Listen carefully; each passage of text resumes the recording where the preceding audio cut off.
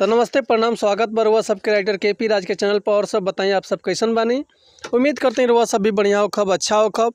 तो रउआ सबन खातिर लेके आ गए बानी भोजपुरी में बिल्कुल दर्दनाक, बिल्कुल ब्लास्ट, बिल्कुल खतरनाक मेटर ऑर्केस्ट्रा सॉन्ग। उम्मीद करते हैं अगर एक के रउआ नया म्यूजिक बनवा के बढ़िया से गायकी कहते हैं तो 100% बाकी गाना मार्केट में ब्लास्ट कर जाई। इससे पहले रउआ सबसे कहब कि अगर वह गायकी में इंटरेस्ट बा, नया नया मैटर के तलाश में बानी, नया नया मैटर वह सब के नहीं मिलत, बढ़िया से तुकबंदी नहीं मिलत, बढ़िया से वह सब गायकी नहीं कर पाओ, तो अगर हमारे चैनल पे आ गए में तो वह सब के निराश भइले के जरूरत नहीं है। ऐसे कि चैनल के लाइक करी, सब्सक्राइब करी, बेल आइकन प्रेस कर दी ताकि कोनो वीडियो अपलोड करी तो सबसे पहले नोटिफिकेशन रउआ सबके मिले।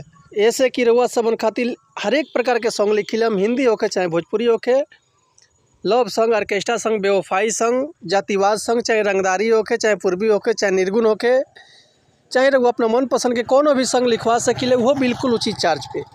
तो चलिए देर ना करते हुए आज के मैटर देखल जाए कैसे बा, कौन लय है, कौन धुन है, काहे के कैसे गावे के बा, इरवा सबन के हम गा के बताओ। तो उम्मीद करते रउआ सबके बेहद पसंद आई।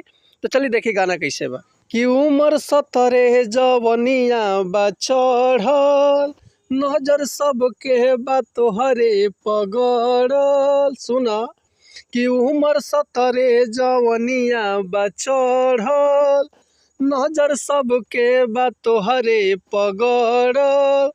तू तो आइल बारू नाचे सब पड़ल तोहरा पाछे, तू तो आइल बारू नाचे सब पड़ल बावे पाछे, करे मन तोहे टांग ली दर से।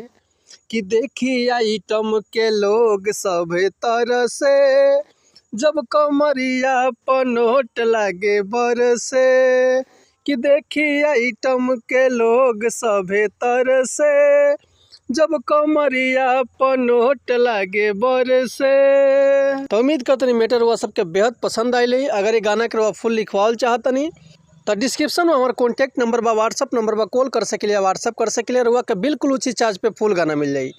ऐसे पहले रुआ सबसे कहब कि अगर हमारा गाँव में कोनो मिस्टेक भइल होखे तो भी क्षमा चाहतनी। ऐसे कि हम गायक ना ही कभी रुआ सबन के खाली बता सकिले, समझा सकिले। ये रउआ ऊपर डिपेंड करता रहुआ जितना बढ़िया से सजा के गायब और जितना बढ़िया से म्यूजिक बनवाए उतना बढ़िया से और गाना मार्केट में ब्लास्ट कर जाए। तो चलिए मिलता है नेक्स्ट वीडियो में कुछ नया धुन, कुछ नया गाना, कुछ नया कंपोजिशन लेके। तब तक ले रहुआ सब सन्मति चाहतनी। नमस्कार, प्रणाम, जय हिंद, जय भारत, जय भोजपुरी समाज।